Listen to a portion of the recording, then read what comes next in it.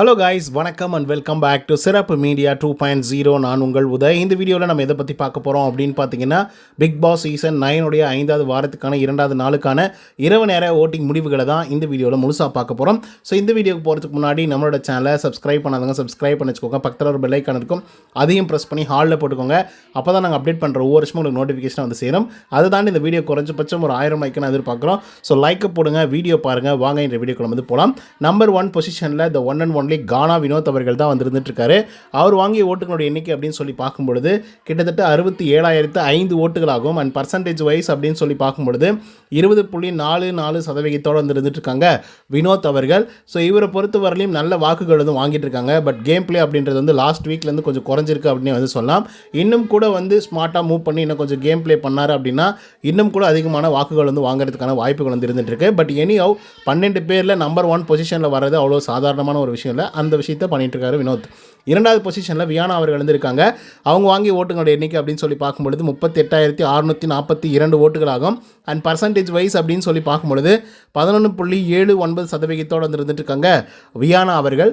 So Viana அவர்களுக்கு ஒரு நல்ல வாக்குகள் வந்து விழுந்துட்டு இருக்கு. பட் ஒரு லிமிட்டுக்கு அப்புறம் வந்து பார்த்திங்கன்னா பெருசாக ஏறவில்லை அப்படின்னு தான் வந்து சொல்லணும். ஸோ அதன் காரணமாக வியானா அவர்கள் வந்து கீழே வரதுக்கான வாய்ப்புகள் வந்து இருக்குது. ஏன் அப்படின்னா அதுக்கு அடுத்த பொசிஷனில் இருக்கக்கூடிய கமருதீன் அவர்கள் நல்ல வாக்குகள் வந்து குவிச்சிட்டு இருக்காரு. அடுத்ததாக 3வது பொசிஷனில் கமருதீன் அவர்கள் வந்து இருக்காங்க. அவங்க வாங்கிய ஓட்டுகளோட எண்ணிக்கை அப்படின்னு சொல்லி பார்க்கும்பொழுது 37,556 ஓட்டுகளாகும். அண்ட் பர்சன்டேஜ் வைஸ் அப்படின்னு சொல்லி பார்க்கும்பொழுது 11.46% வந்து இருந்துட்டுருக்காரு கமருதீன் அவர்கள். ஸோ கமருதீன் இந்த வாரத்தோட தொடக்கத்தில் 5வது பொசிஷனில் ஆரம்பிச்சிருந்தாலும் கூட அதுக்கடுத்த 4th பொசிஷனுக்கு வந்து அதுக்கடுத்த 3rd பொசிஷனுக்கு வந்து வந்திருக்காங்க. இப்போ வியானா அவர்களுக்கும் கமருதீனுக்கும் ஒரே ஒரு 1000 வாக்குகள் மட்டும்தான் வித்தியாசமே வந்து இருக்குது. ஸோ எப்போ வேணாலும் கமருதீன் அவர்கள் வந்து மேலே போகலாம், அதாவது 2வது பொசிஷனுக்கு போகலாம், வியானா கீழே வரதுக்கான வாய்ப்புகள் இருக்குது. 4th பொசிஷனில் திவாகர் அவர்கள் வந்து இருக்காங்க. அவங்க வாங்கிய ஓட்டுகளோட எண்ணிக்கை அப்படின்னு சொல்லி பார்க்கும்பொழுது 35,554 ஓட்டுகளாகும். அண்ட் பர்சன்டேஜ் வைஸ் அப்படின்னு சொல்லி பார்க்கும்பொழுது 10.85% இருந்துருக்காரு திவாகர் அவர்கள். ஸோ திவாகரை பொறுத்த வரலையும் ஆரம்ப காலகட்டத்தில் நல்ல வாக்குகள் வந்து வாங்கியிருந்தாலும் அதுக்கப்புறம் வரக்கூடிய வாரங்களில் வந்து ரொம்ப மோசமான முறைகளில் வார்த்தைகளை வந்து பயன்படுத்துறதுனால திவாகருக்கான ஸ்கோப் வந்து குறைஞ்சிருச்சு அப்படின்னு வந்து சொல்லலாம். ஸோ அதன் காரணமாக தான் வாக்குகள் அப்படிங்கிறது வந்து குறைஞ்சிருக்கு. அதுக்கடுத்து 5வது பொசிஷனில் விக்ரம் வந்திருக்காரு. அவர் வாங்கிய ஓட்டுகளோட எண்ணிக்கை அப்படின்னு சொல்லி பார்க்கும்பொழுது 31,422 ஓட்டுகளாகும். அண்ட் பர்சன்டேஜ் வைஸ் அப்படின்னு சொல்லி பார்க்கும்பொழுது 9.58% வந்து இருந்துட்டுருக்காங்க விக்ரம். ஆக்சுவலாக விக்ரம் வந்து பார்த்தீங்கன்னா திவாகர் கிட்ட ஒரு சபதம் வந்து விட்டுருப்பாப்புல, பார்க்கலாம் நான் நாமினேஷனில் வந்தேன்னா அப்போ தெரியும் எவ்வளோ வாக்குகள் வருது அப்படின்ற மாதிரி சொல்லியிருப்பாப்புல. அதுக்கு திவாகர் அவர்களும் பார்ப்போம் அப்படின்னு வந்து சொல்லியிருப்பாப்புல. ஆக்சுவலாக இவங்க 2 பேருக்கும் தான் பெரிய போட்டி வந்து நடைபெற போகுது அப்படின்றதுல மாற்றுக்கிறதுல. அது எந்த போட்டி அப்படின்னு பார்த்தீங்கன்னா 4வது பொசிஷனுக்கு வரதுக்கு. ஏன்னா திவாகருக்கும் விக்ரமுக்கும் ஒரே 3000 வாக்குகள் தான் வித்தியாசம் இருக்குது. அதுக்கடுத்து 6th பொசிஷனில் பார்வதி 31,304 ஓட்டுகளாகும். அண்ட் பர்சன்டேஜ் வைஸ் அப்படின்னு சொல்லி பார்க்கும்பொழுது 9.55% வந்து இருந்துட்டுருக்காங்க பார்வதி அவர்கள். பார்வதி தொடங்கும் போது 3வது பொசிஷனில் ஆரம்பித்து இப்போ படிப்படியாக குறைஞ்சி இப்போ 6வது பொசிஷன் வரைக்கும் வந்து பார்த்திங்கன்னா கீழே வந்திருக்காங்க. இதுக்கப்புறமும் கீழே போக முடியுமா அப்படின்னு கேட்டிங்கன்னா மேபி நடக்கிறதுக்கான வாய்ப்புகள் வந்து இருந்துகிட்ருக்கு. அதை நம்ம பொறுத்திருந்தால் பார்க்கணும். பட் பார்வதி வந்து பார்த்திங்க அப்படின்னா ஓரளவுக்கு கண்டென்ட் கொடுக்கக்கூடிய ஒரு ஆள் அப்படின்னு வந்து சொல்லலாம். அதுக்கடுத்து 7வது பொசிஷனில் சபரிநாதன் அவர் வாங்கிய ஓட்டுகளோட எண்ணிக்கை அப்படின்னு சொல்லி பார்க்கும்பொழுது 28,035 ஓட்டுகளாகும். அண்ட் பர்சன்டேஜ் வைஸ் அப்படின்னு சொல்லி பார்க்கும்பொழுது 8.55% வந்து இருந்துட்டுருக்காரு சபரி அவர்கள். ஸோ சபரியை பொறுத்தவரையிலும் இந்த வாரத்தில் ஒரு நல்ல ஸ்கோப் வந்து கண்டிப்பாக கிடைக்கும் அப்படிங்கிறதுல மாற்றுக்கிறதுல. ரீசன் என்ன அப்படின்னு பார்த்தீங்க அப்படின்னா அவருக்கு கொடுக்கப்பட்டது சிலை வடிவில் நிற்கணும் அப்படின்ற மாதிரி அந்த ஒரு விஷயத்தை வந்து இன்றைக்கி முழுக்க நல்லாவே அழகாகவே வந்து பண்ணிகிட்ருக்காரு. எந்த இடத்துல பேசக்கூட வந்து இல்லாமல் சூப்பராக பண்ணிகிட்ருக்காரு. ஸோ அதனால் அவருக்கு நல்ல பெஸ்ட் பர்ஃபார்மர் அப்படின்ற ஒரு அவார்டு வந்து கிடைக்கும். அதுக்கடுத்து 8வது பொசிஷனில் பிரவீன் அவர் வாங்கிய ஓட்டுகளோட எண்ணிக்கை அப்படின்னு சொல்லி பார்க்கும்பொழுது 13,201 ஓட்டுகளாகும். அண்ட் பர்சன்டேஜ் வைஸ் அப்படின்னு சொல்லி பார்க்கும்பொழுது 4.03% வந்து இருந்துட்டு இருக்காரு பிரவீன் ராஜ் அவர்கள். ஆக்சுவலாக இந்த மனுஷன் வந்து இந்த வாரத்தோட தொடக்கத்தில் கடைசி பொசிஷனில் வந்து இருந்தார்.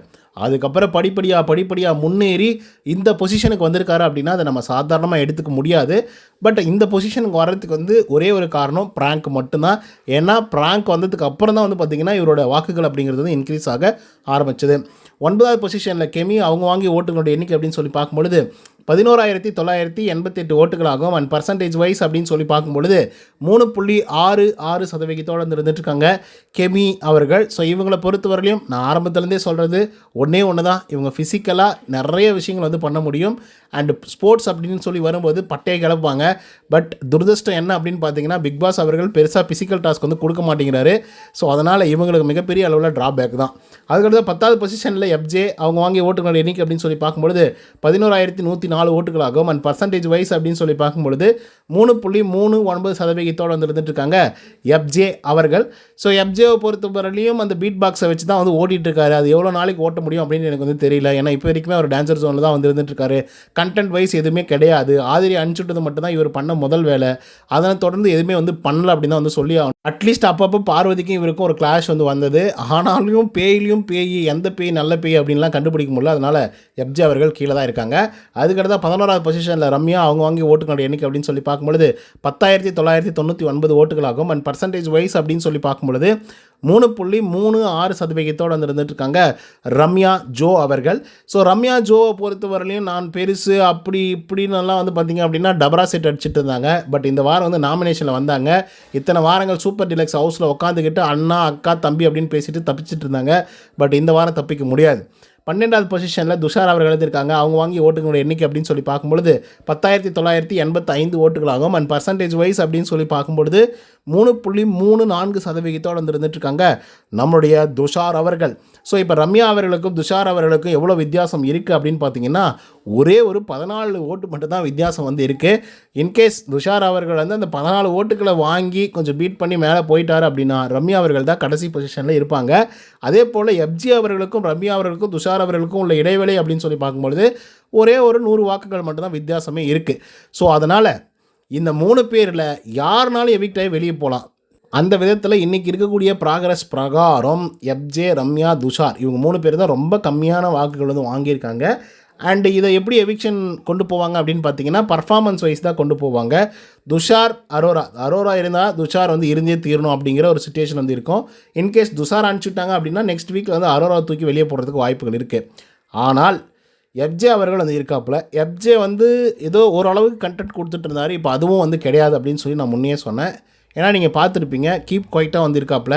ஆல்ரெடி வைல்டு கார்டெல்லாம் வந்ததுக்கப்புறம் நிறைய இன்புட்ஸ் எல்லாம் கொடுத்ததுக்கப்புறம் சரி ஓகே நம்ம இப்படி தான் இருக்கணும் அப்படின்னு சொல்லி கான்சியஸாக வந்து இருக்காப்புல. ஸோ அதனால் பெருசாக அவர்கிட்ட இருந்து கண்டென்ட்லாம் வராது. அதே போல் ரம்யாவுக்கு வந்து பார்த்திங்கன்னா 28 நாட்கள் 30 நாட்கள் வந்து ஆக போகுது. ஒன்றுமே பண்ண பாடு கிடையவே கிடையாது. ஸோ அதனால் கண்டிப்பாக ரம்யாவை தூக்கி வெளியே போடுறதுக்கு தான் பார்ப்பாங்க அப்படிங்கிறதுல மாற்று கருத்தில். பட் ஓட்டிங்ஸ் ஏதாவது திடீர்னு ஏதாவது நடந்து இல்லை நாளைக்கு நாளைக்கு ஏதாவது ஒரு சண்டையோ கிண்டியோ ஏதோ ஒன்று நடந்து ரம்யாவுக்கு வந்து அதிகப்படியான வாக்குகள் வந்து வந்துடுச்சு அப்படின்னா மேபி அவங்க மேலே போகலாம், தப்பிக்கவும் செய்யலாம். ஆனால் அந்த மாதிரி பண்ணாமல் எதுவுமே பண்ணாமல் அமைதியாக இருந்துட்டு கொடுத்த டாஸ்க்கை மட்டும் பண்ணாங்கன்னா மக்கள் வந்து ஏற்றுக்க மாட்டாங்க அப்படிங்கிறதுல மாற்று கருத்தில்.